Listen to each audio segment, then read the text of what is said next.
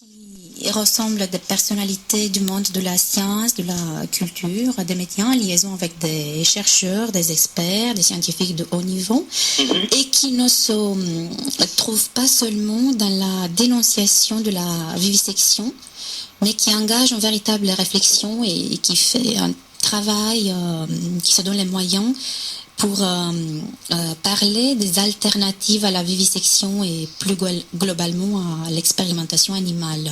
Tout à fait. Qui persistent, on le sait bien dans l'opinion publique, comme des pratiques utiles. Le comité Pro Anima étudie, publie, organise des congrès et rencontre, c'est très important, rencontre des responsables français et européens. Donc, quelles sont les démarches, les avancées du comité Pro Anima dans ce champ, Arnaud Gavard? Alors, donc merci de me donner la parole. En effet, comme vous avez dit, on a eu quelques avancées qui sont pas forcément assez importantes par rapport à l'énormité de la tâche, mais on a quand même piloté un projet qui s'appelait Valitox, qui était une alternative ou une méthode substitutive, on appelle ça comme on veut,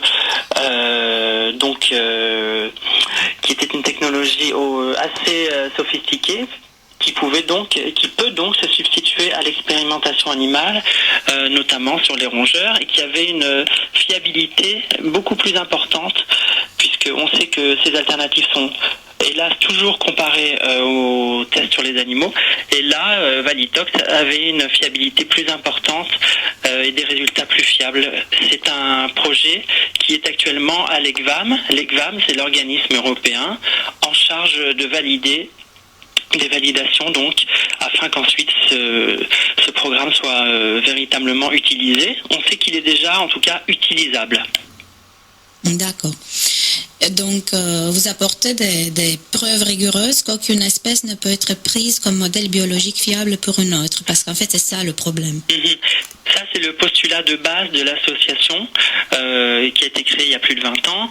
Et ensuite, comme vous avez dit, il fallait pas juste dénoncer. On a essayé de proposer d'autres choses. Donc Valitox, c'était une démarche un peu plus ouverte sur la communauté scientifique, parce qu'il y a des scientifiques quand même, il faut pas oublier, c'est pas la majorité, qui ne croient pas au modèle animal, qui a éventuellement un problème éthique aussi avec ces tests sur les animaux, et il y a plein de choses qui se font, qui existent et qui peuvent se substituer aux tests sur les animaux. Je peux vous donner des exemples si vous le voulez. Bien sûr. On parle en ce moment, on a une nouvelle qui est tombée, on parle de biosimulation. C'est une nouvelle vraiment intéressante pour nous, puisque ça a été mis au point par un laboratoire français.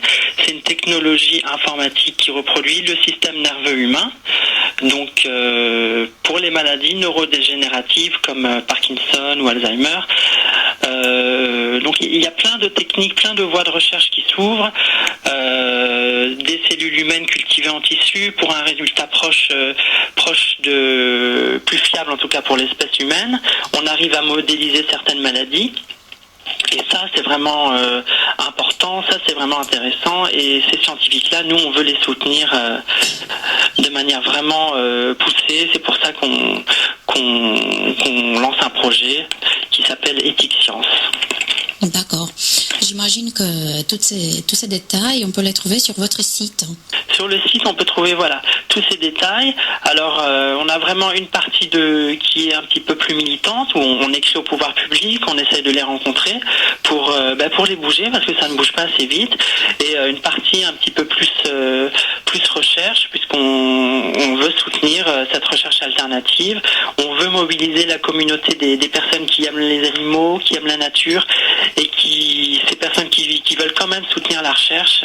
C'est important de proposer quelque chose là-dessus, et c'est pour ça qu'on a créé un fonds qui s'appelle le fonds Ethic Science. C'est tout nouveau, ça vient d'être lancé, donc c'est une édition pilote, on va voir ce que ça donne, et c'est vraiment de faire une sorte de campagne de collecte, un peu comme il existe le Téléthon ou le SIDAction, mais cette fois pour de la recherche sans tests sur animaux. Pour de la science qui a une conscience.